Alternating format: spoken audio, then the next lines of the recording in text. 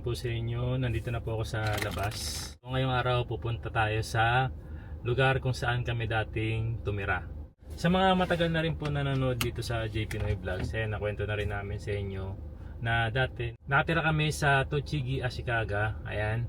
Yung unang tiniran po namin doon ay isang bungalow type na 2DK. Ibig sabihin may dalawang kwarto, may dining, saka kitchen area. Pero yung isang kwarto ginawa naming living area, tapos isang kwarto lang meron kami kung saan magkakasama na kami natutulog doon. And after ilang years nung malalaki na yung anak namin, lumipat kami sa apartment naman.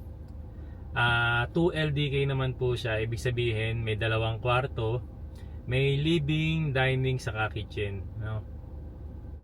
Fast forward after 10 years na pagtira po dito sa Japan, dahil siyempre sa pagsisipag natin dito, sa pagtatrabaho natin dito sa Japan, ayan, nagkaroon kami ng pagkakataon na makalipat sa sariling bahay na po. And ito po ay housing loan. Ayan, usually ganun naman talaga dito sa Japan. Hindi naman tayo mayaman at hindi natin afford na makabili ng sariling bahay.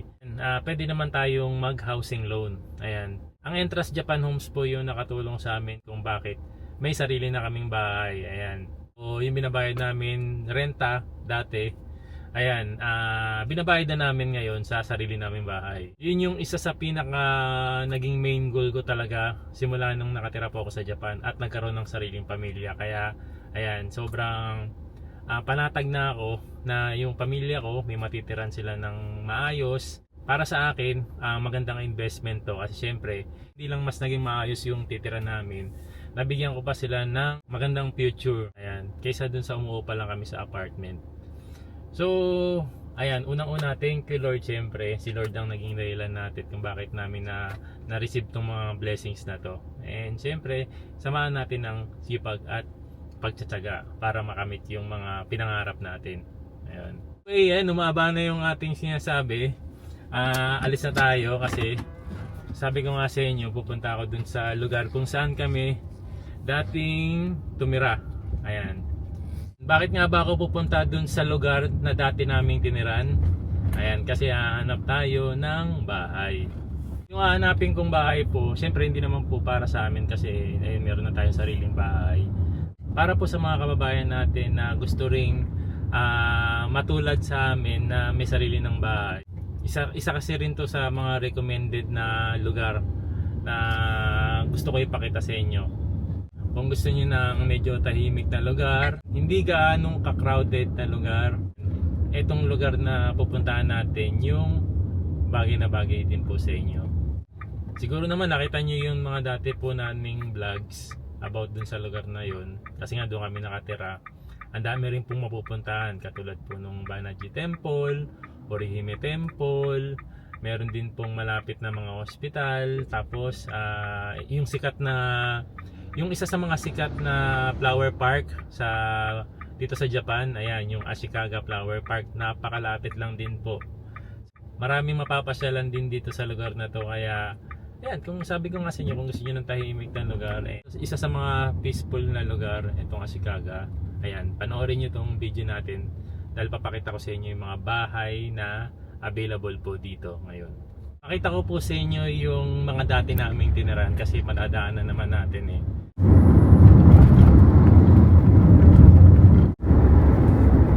Go past this light, then at the next one, turn right at Haragamecho toward Oyama.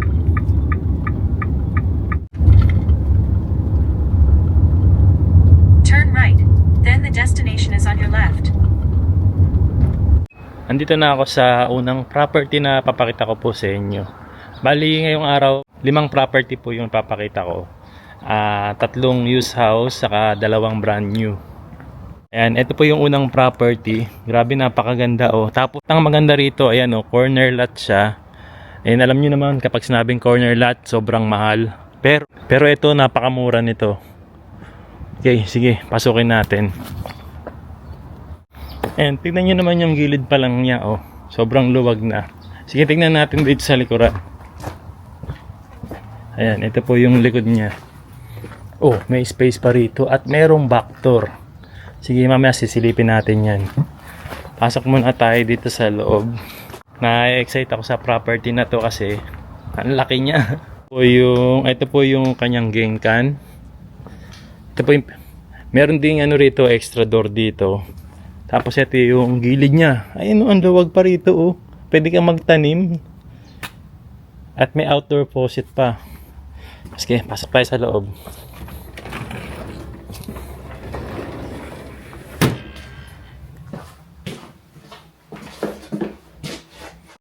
Pakita ko muna sa inyo tong gengkang area. Sobrang laki ng gengkang area. At may space pa rito. Pwede kang umupo habang nagsasapatos. May shoe cabinet. Ayan. Tapos, ang pagpasok niyan, ayan, tatami area agad na pwedeng gawing living room. No? Tapos may cabinet pa yan. Tingnan natin kung pwedeng buksan yung bintana. Yun, no?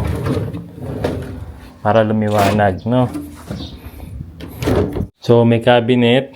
Tapos, dito another malaking tatami area. Parang 2 kwarto na to eh. No? May mga bagong ilaw. Ayan, ulitin ko itong bahay na to, renovated po siya.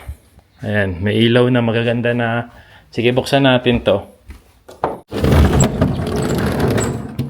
Ayan. Buksan natin yung bintana nyo.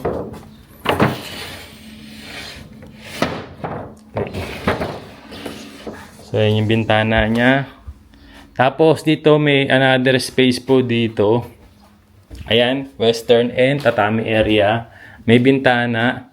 And meron uling bintana rito. Hindi na natin buksan to, no? Maliwanag na yan. Tapos, ito. Ayan, no? So, sobrang maliwanag na rin dyan. And dito naman sa side na to, may direktang pintuan papunta sa shower area. Ayan, ito po yung shower area niya. And dito naman sa left side, merong ayan, toilet. Brand new toilet po yan. Okay. May malaking bintana na rin. Tapos, dito sa area na to, ayan. Dito sa left side na to, okay. May pintuan pa dun. Then, shower area. Wash area na napakaluwag. Yan yung kanyang shower area. Okay. Okay. Balik tayo dito kasi may pintuan dito. Ito na yung may storage dito. Ayos diba? Para sa mga kailangan nyo. Okay. So balik tayo dito sa pinakamalaking area. Tapos dito naman sa left side, dito na yung kitchen area. May isa pang cabinet dito. Ayan, may cabinet dyan sa ilalim ng hagdan. Then, dito na yung kitchen area. Okay? Tapos, ito na siguro yung back door. Hindi. Daanan pala to dun sa kabilang kwarto. So, dito yung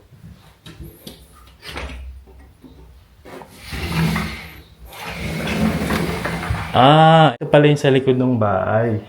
Ito yung kala natin back door pero may bintana pala siya rito. Ayan. So dahil renovated, meron na rin siyang intercom kung saan makikita mo yung nasa labas. Ayan, kapag may nag-doorbell sa labas. Okay. So, akita tayo sa second floor. Okay. Akit muna tayo sa second floor. Okay. Alright. Ayan, second floor. So, ito po ay 5DK. So, 3 rooms na yung pinakita natin sa baba kanina. May 2 rooms po dito sa taas. Ayan. Ito yung unang room. Ayan, ito na yung unang room.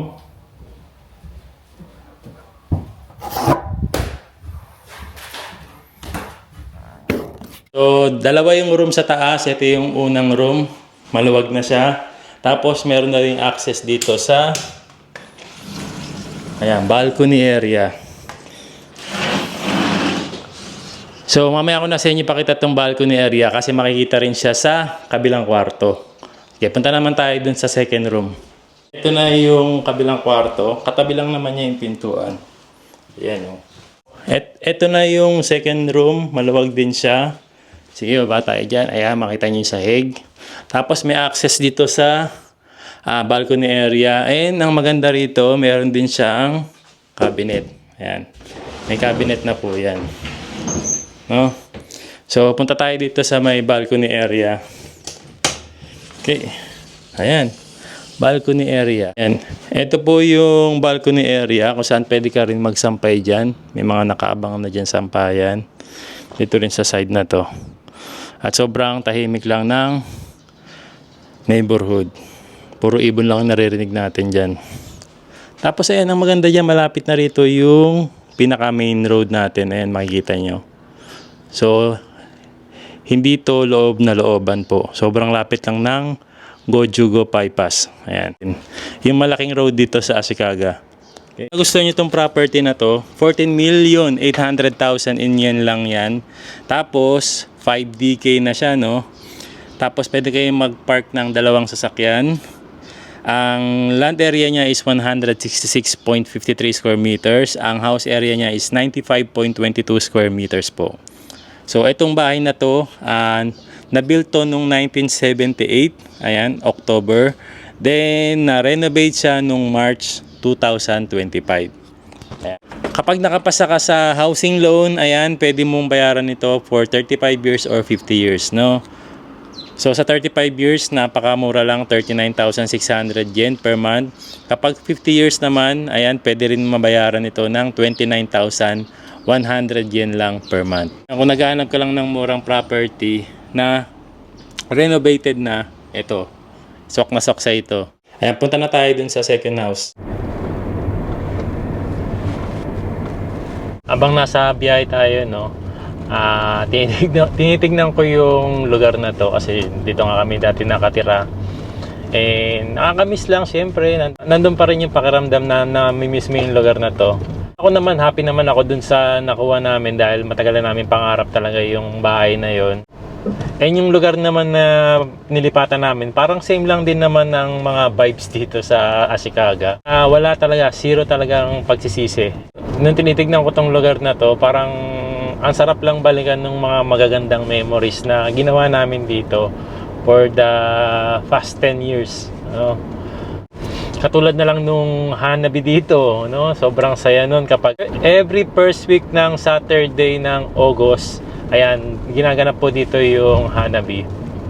Ano po yun, malaking fireworks display po yung event na yun.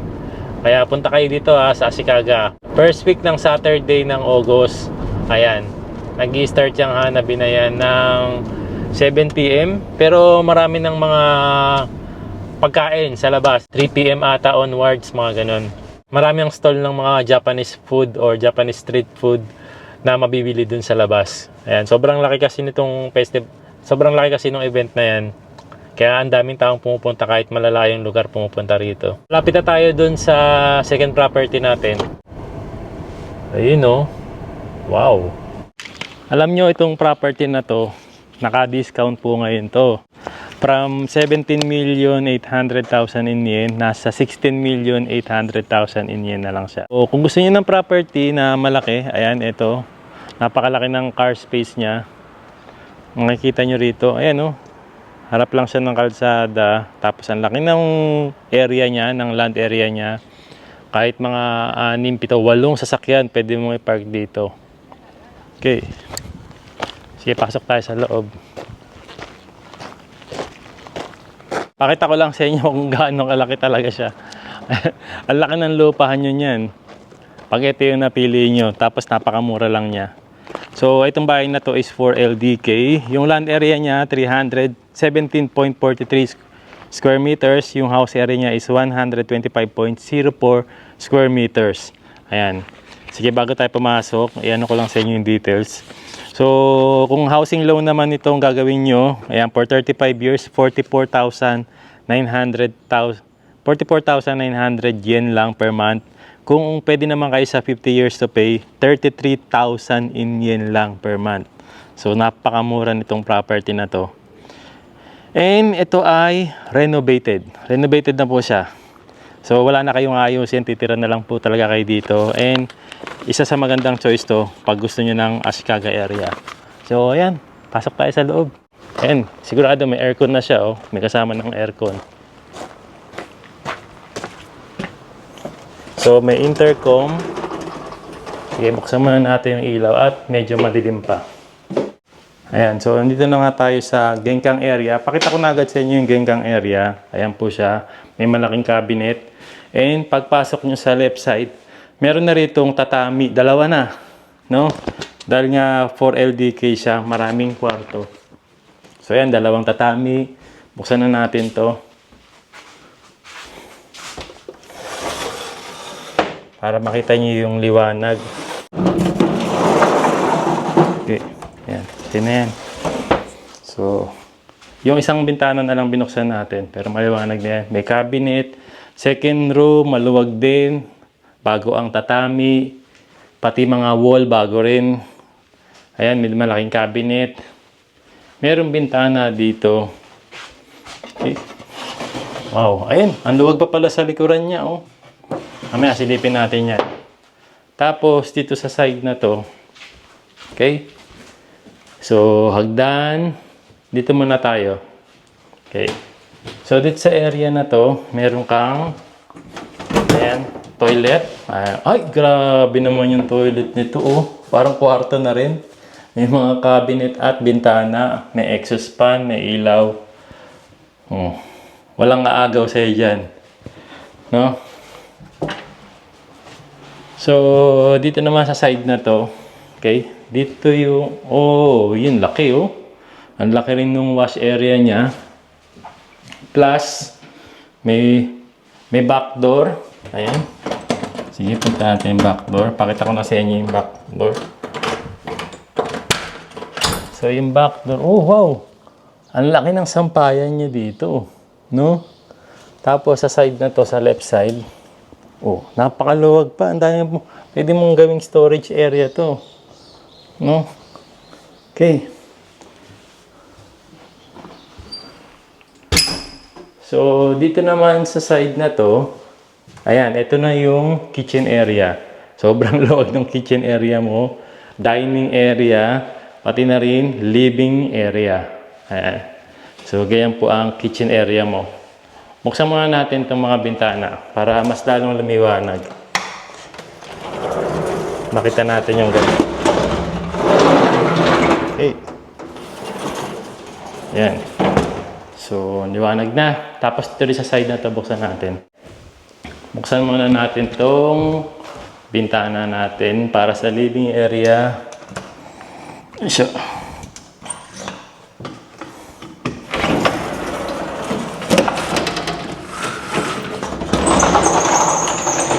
wow.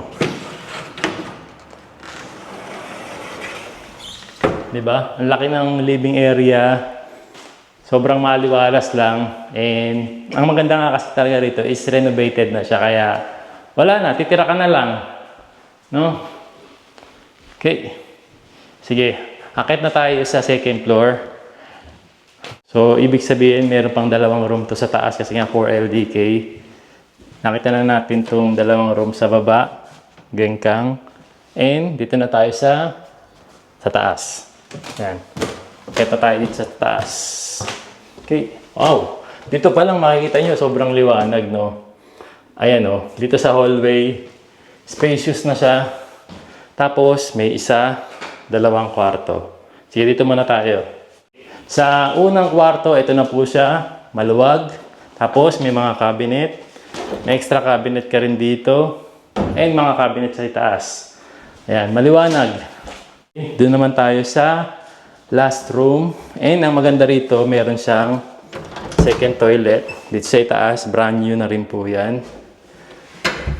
So, sa last room natin, ito na po yung last room natin. Ayan, sobrang luwag lang. Pwede sa couple, family, pwede rin. May magandang bintana. May cabinet. So, wala ka nang hanapin. Titira ka na lang. Lipat bahay ka na talaga. So, ayan. Kung interesado kayo, ayan. Entrust Japan Homes. Message lang kayo dyan. Okay. Puntahan na natin yung third property. Puntahan na po natin yung third property na ipapakita ko sa inyo.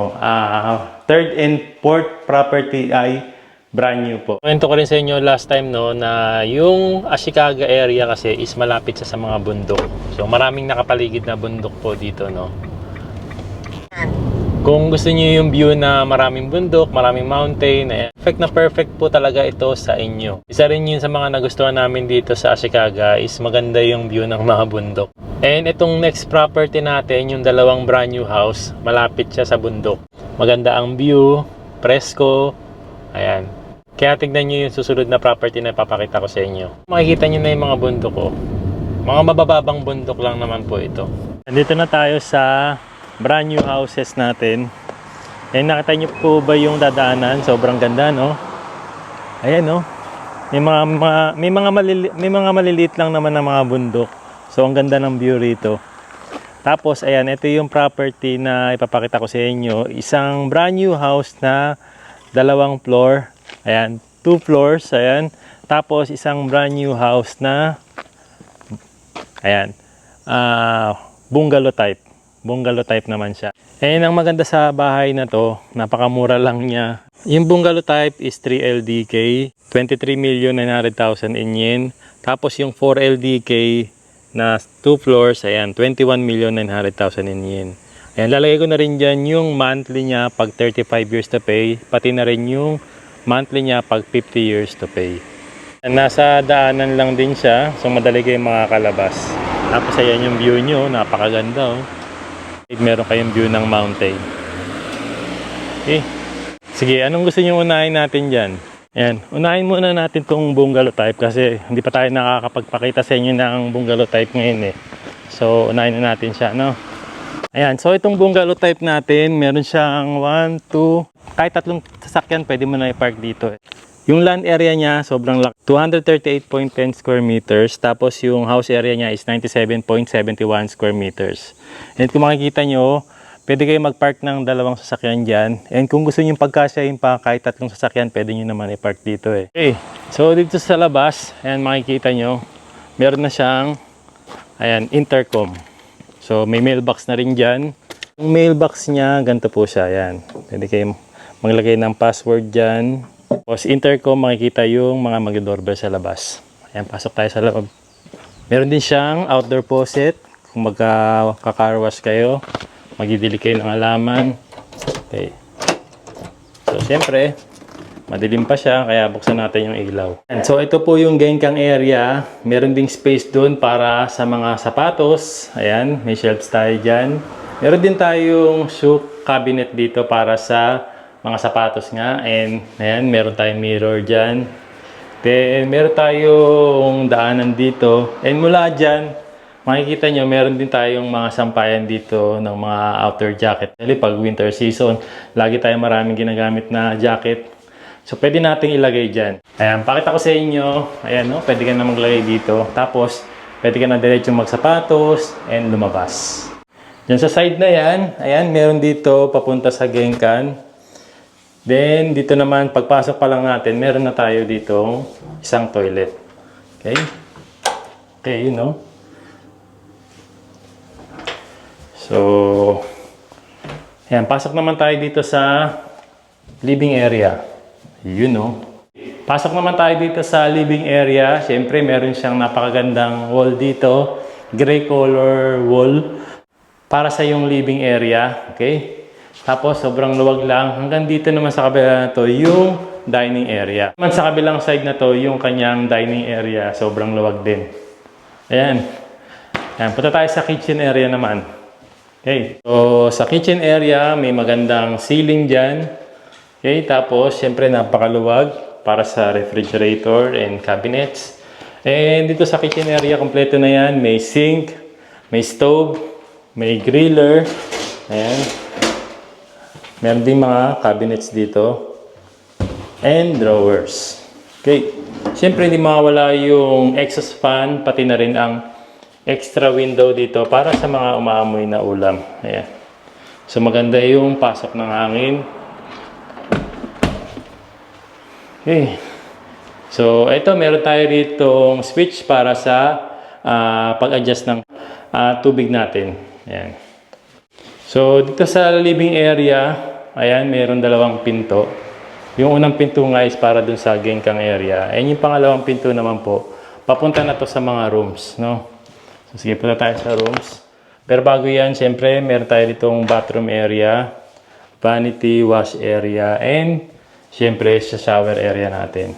May kasama na pong cover yan kung sakali mag-offer kayo para hindi lumamig agad yung tubig na nilagay nyo. Okay. So, dito sa side na to, yung ating first room. Ayan, sobrang luwag lang ng room na to. Sobrang spacious. And, sa tingin ko, ito na yung master bedroom kasi, ayan, meron na siyang dalawang walk-in closet. Ayan, pakita ko sa inyo yung unang walk-in closet with hang. Then, sa second walk-in closet, ayan, sobrang luwag. Pwede mong gawing workspace. Pwede ka na rin magsampay dyan. You know. Tapos lahat ng bintana po na to is meron siyang shutter. Inangat na po natin yan. Punta naman tayo sa second and third room. Ito yung second room, third room. Then meron pa tayong isang extra toilet dito. Ayan, no? So dalawang toilet sa bahay na to, no? So dito muna tayo sa second room. Ayan, sakto lang yung space niya. Ayan, sakto lang naman yung space niya for kids. And syempre meron na siyang meron na siyang closet para sa damit natin, no? Tapos meron na rin siyang mga bintana. So, sa ating last room naman, ayan, dito yan sa left side, katabi ng toilet. Okay, pasok tayo sa loob. Okay, meron na rin siyang bintana, dalawa. Okay, same lang din siya doon kanina sa second room. Ayan, ganun din kalaki. And meron din siyang closet. Wow! Ayan, para sa closet nyo. Okay. Itong property na to, alam nyo, yung bungalow type, bagay na bagay ito sa buong family pa rin, no? And isa to sa mga nire-recommend namin kapag meron kayong kasamang mga senior, ayan, na hirap na umakyat sa taas, or niisip nyo na agad yung pagtanda nyo, no? Isa to sa mga recommended namin, bungalow type talaga, no? Kung interesado kayo dito, ito yung details niya. Ayan. Ayan, punta natin yung kabila naman na property natin. Yung magiging kapitbahay nyo. Tara! Yung main switch ng bahay, pag brand new po, kadalasan nasa bathroom area po makikita, no? So, nung papasok pala ako sa loob, nakawaw na talaga ako, lalo na dun sa living area. Bago yan, dito tayo sa gengkang area. Merong cabinets dyan para sa para sa mga sapatos. So, meron na ring mirror dyan. Tapos sa right side naman, meron kayong extra storage dito. Ayan. Pagpasok mo pa lang, meron na ring cabinet dito. Wow! O, diba? Yung living area nila, sobrang spacious din. At sobrang ganda ng kulay na pinili nila rito, no? Para sa wallpaper. Okay, so living area. Siyempre, dito naman yung dining area. Okay? And dahil nga 4LDK to, 4 yung rooms, living, dining, sa kitchen. Nandito na rin po sa baba yung first room, which is yung tatami area. Ayan, pakita ko sa inyo. So, ito po yung first room natin, tatami area. Meron na po yung cabinet. Kitchen area naman, napakaganda rin itong ceiling nila dyan. Then, syempre, napakaluwag din. Merong sink, merong exhaust fan, merong stove, merong griller. Okay, may mga cabinets and drawers na rin po sa ilalim. And dito sa side na to, meron kang, pwede mong gawing mini pantry yan. Pwede mo rin paglagyan ng mga cleaning materials mo yan. And okay, ito nga po yung switch para sa ating intercom. Makikita mo yung nasa labas niyan. Tapos, ito naman yung switch naman para sa pag-adjust ng tubig. Ayan. Okay, may dalawang pinto po rito. Sa unang pinto, ayan, ito po yung hagdan natin, paakyat. Pero bago yan, punta muna tayo dito sa pangalawang pinto, which is yung ating bathroom area. Meron tayong vanity dyan. Meron tayong shelves dito para sa mga towel stocks natin, mga toiletries. And dito sa side naman po na to, meron tayo dyang wash area, shower area. Ayan, napakagandang bathtub. Magandang wall ng bathroom. Ayan. Okay. So, dito naman tayo sa second floor. Ayan, bago tayo umakyat dyan, nandito po yung toilet. Ayan, o. Ayan, akit na tayo sa taas ng second floor. Okay? So, sa second floor, pag-akyat mo, nandito na rin yung second toilet. Wow. So, and 3 rooms. 1, 2, 3 rooms. Okay? Ito muna tayo sa first room. May bintana. So, ito yung ating second room. Siyempre, sakto lang yung size niya for kids. And siyempre, meron din tayong, ayan, closet yan. Ayan, dito po sa taas, makikita mo yung ilan sa mga bundok. Ayan, may mga bundok po dyan. No? Meron pong bundok dun. Okay, second room na tayo. Sa second room, ito. Wow, maluwag. Ito yung second room and sa tingin ko, ito yung master bedroom. Kasi meron na siyang access papunta sa balcony area. And meron na rin siyang walk-in closet dito. Ayan, maluwag yung walk-in closet niya. Hanggang dito yan sa kabila. So, punta tayo sa balcony area. Okay.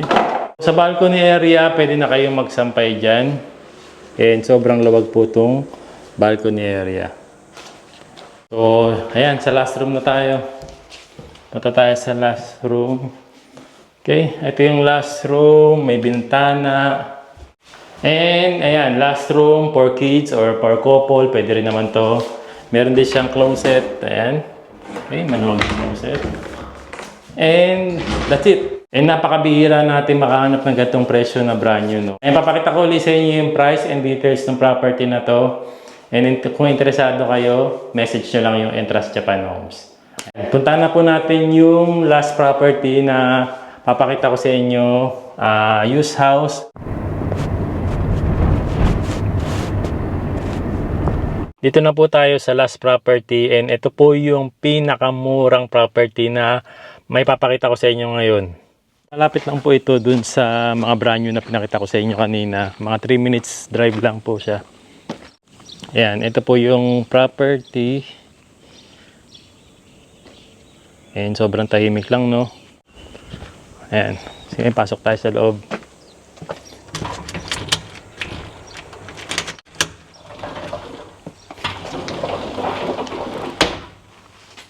Yan.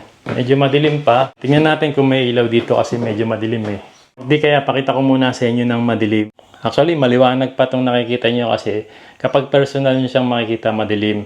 Pero dahil maliwanag yung camera po natin, ayan, medyo maliwanag siya. So ayan, may mga pintuan din dito. Ito may pintuan dito. Ano kaya ito? Ayun, may toilet siya dyan. Dito, shower area. Dito yung shower area. Okay. Tapos, meron siyang bathroom dito. Ayan. Ito yung lumang style ng bathtub. Yung mga stainless style. May bintana, may exhaust naman dyan. Ito yung vanity area. Ayan, washing area. Okay. Okay. So, dito muna tayo sa first room. Okay. Sa first room, ayan, hindi pala room. Kitchen area siya. So, medyo may kalumaan na talaga siya, no? Ayan, tapos ito yung first room. Ayan, first room po yan. Tapos, connected na siya sa second room. Ayan, kaya mura siya kasi nga, luma na talaga. At hindi siya renovated pala. Ayan. Okay. So, sira-sira na rin yung... Alam nyo, pag nakakita ko ng mga lumang bahay, tapos meron pang mga kurtina, ganyan, tapos sira-sira na, luma na talaga, hindi nila pinarenovate. Minsan hindi yung takot yung mararamdaman mo eh. Parang yung lungkot na alam mong nakatira dito, isang buong pamilya, masaya, ayan, nakikita mo sila dyan, masaya sila. Tapos, syempre maraming dahilan kung bakit nagiging parang abandon na tong bahay na to kasi siyempre, tumatanda na, siguro yung mga matatanda, dinadala na sa home for the aged. Tapos, yung mga anak nila na naiwan nila, nagkaroon na ng pamilya, bumukod na. Kung iisipin mo pa rin, dati tong bahay na to na may masayang pamilya, na nagkaiwa-iwalay na. Ganun talaga, no? Habang tumatagal, magkakaiwalay kayo ng pamilya. Ayan, again po, kaya siya mura dahil hindi siya renovated. At medyo marami na siyang sira. So ito yung lumang bahay na pinakita ko sa inyo ngayon, no? Bago tayo dumaan dun sa bahay na tinira namin dati, ayan, magla-lunch break muna ako. Bili na ako ng pagkain. So, ito, pancake yung binili ko. Ayan. Coffee pancake. So, coffee flavor siya. Tapos bumili na ako ng isang giant na Big Frank. Ayan. Coffee cream. Ayan, coffee cream.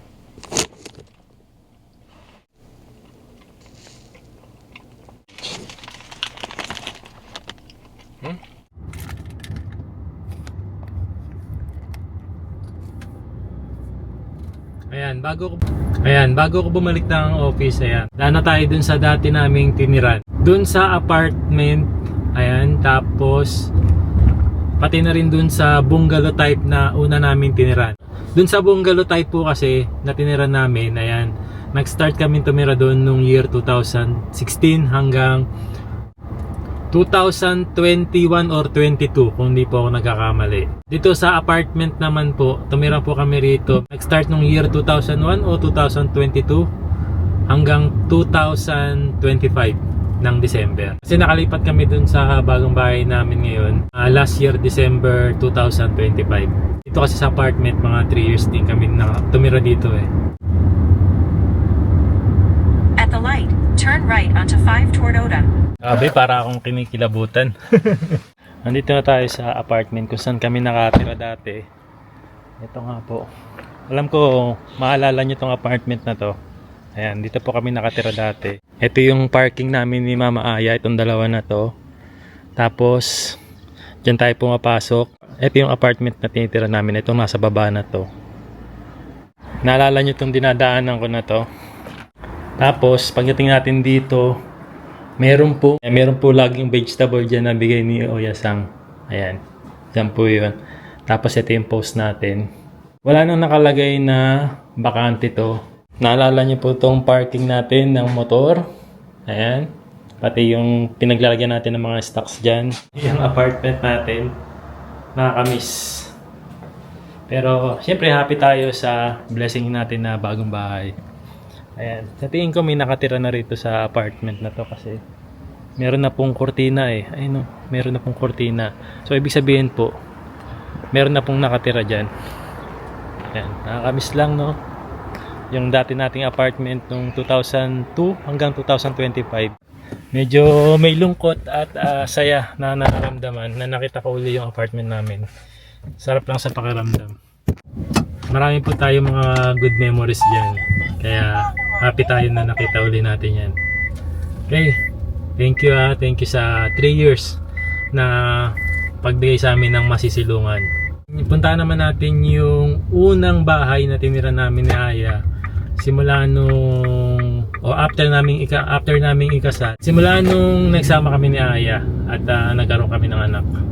Ayan yung family mart na pinibilan natin. Ito yung base sa kaliwa na kung saan tayo namamalengke minsan. Yung bungalow type na tinira namin dati, malapit lang po dito. Apat na stoplight mula rito sa apartment. Ayan yung kawachi na binibilan natin. Ito na tayo sa unang bahay na tiniran po namin. Hindi ko alam kung maalala nyo itong nilalakaran natin na to. Kung saan naglalakad tayo paminsan dito papunta sa Gulayan. Ayan, ito na yung ating dating tiniran. Ito po, yan pong bungalow type na yan. Ayan. Diyan po kami tumira nung 2016 to 2022. Diyan sa bungalow type na yan. Naalala nyo po ba yan? Tapos, naalala nyo po ba itong harapan ng bahay namin dati? Kung saan kami nagbabanding ng buong pamilya. Dito namin ginagawa yung ibang content namin. Ayan. Wala na po yung puno dyan, yung dating pinagsisilungan natin. Tapos nagbubunot tayo ng mga halaman dyan, di ba? Alala nyo po ba yun? Ayan, ito po yung itsura ng likod niya. So talagang tubuin talaga ng halaman. Ito na tayo sa unang bahay namin, bungalow type po. na 2DK. May mga gandang memories dyan, sobrang ayan, nakakamiss lang din. Oh. Ang sarap lang balikan yung mga dati nating tinira na bahay. Pero siyempre nangangarap talaga tayo lahat na magkaroon ng sariling bahay, bukod sa pagrerenta sa apartment. Pag magrerenta ka ng apartment, na yun nga, nagbabayad ka lang, tapos hindi naman mapapasayo yung apartment na yun or yung bahay na yun. At least yung kukuha ka ng sariling bahay, ayan, kahit magbayad ka monthly, alam mong mapapasayo. Magandang investment. Kung gusto nyo ring magkaroon ng sariling bahay dito sa Japan, katulad ng mga pinakita ko po sa inyo kanina, used house man yan, renovated or brand new, ayan, pwede kayong tulungan ng Entrust Japan Homes. Ayan, tumutulong po yan sa mga kababayan nating Pilipino dito sa Japan para sa housing loan. Basta may maayos kang trabaho, basta may stable kang trabaho. And sa mga kababayan natin na nasa ibang bansa or nasa Pilipinas na hindi naman residente rito, pwede rin kayong makabili ng bahay dito. Yan. Baka hindi niyo po alam, pwede po kayong makabili ng bahay dito. Pero in cash basis po yun. So yun, salamat sa pagsama nyo ngayon and sa next video na lang ulit tayo. Arigatou gozaimasu.